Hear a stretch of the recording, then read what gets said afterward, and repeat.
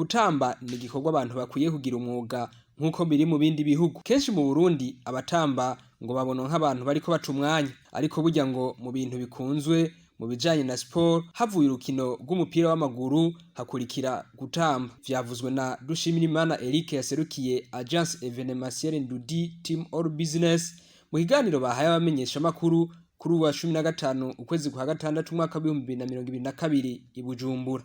Ni umugambi ugizwe n'ibice bibiri, aho igice ca mbere ari ihiganwa ry'intambo za none rizohuza imigwi yo mu ntara zine arizo Bujumbura, Kayanza, Ngozi, Gitega, Bujumbura Meri. Igice ca kabiri naco kikaba kigizwe n'inyigisho zizohabwa ugwaruka rufise ingabirano y'ugutamba kugira ngo rushobore kuronka ubumenyi bw'uko go kwitunganiriza imigambi yotuma bibeshaho bifatiye ku ngabirano bafise yo gutamba. Tuboneyeho n'akaryo ico kintu mucumve neza, tuboneyeho n'akaryo ko gushira ku mugaragaro umugambi Ndudi Team All Business ifise wo gushiraho urunani rw'abatamvyi mu Burundi ariyo Federation Burundaise de Danse, kugira habeho indinganizo imeze neza y'igisata c'abatamvyi, kuko gisa n'icakumiriwe cane kandi ugwaruka rukora umwuga wo gutamba ari gwishi mu Burundi, aho mbere sondage twagize twasanze intambo zizu bwa kabiri inyuma ya football mu nkino canke imyidagaduro ikorwa n'ugwaruka gwishi. Ni naco gituma Agence Evenementielle Ndudi Team All Business batunganije ihiganwa Dance for Peace tambira amahoro rizohuza intara zine Bujumbura Meri, Kayanza, Ngozi na Gitega. Imigwi 137 ikaba yaramaze kwiyandikisha. Umugambi Dance for Peace tambira amahoro ni higanwa nk'uko twabivuze rizohuza imigwi yo mu ntara zine, hariho Bujumbura Meri ngaha, hariho Gitega, hariho Ngozi, hariho na Kayanza. Iyandikwa rikaba ryararangiye ukwezi kwa gatanu kose, hariko harandikwa kuva le 1er mai gushika le 31 mai. Hakaba twarashoboye kwandika imigwi igera ku 130.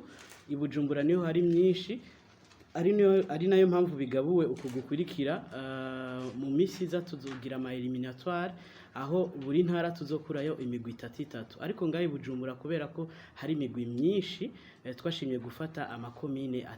Murazi turafise komine Mukaza, komine Muha na komine Ntangwa, naho nyene tuzotora imigwi 3 hama tuzoba dufise imigwi 18 au total.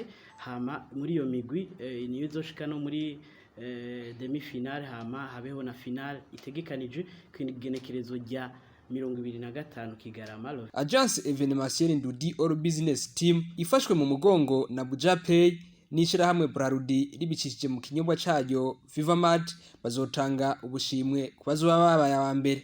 Prix yaganye murabizi ko umugwi wa mbere uzoronka miliyoni 5, umugwi wa kabiri uronke 3, umugwi wa gatatu uronke 2. Iyo akaba ari sponsor twahawe na Bujapay.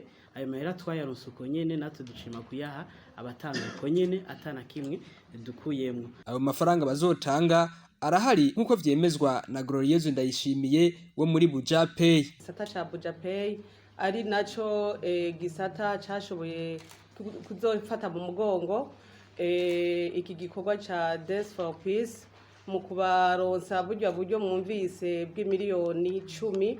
Ubwo buryo nabwo bukaba bubitse ahantu, tukaba turindiye yuko bazotubwira abashoboye kuba ba mbere kugira ngo dushobore kubaronsa ubwo buryo.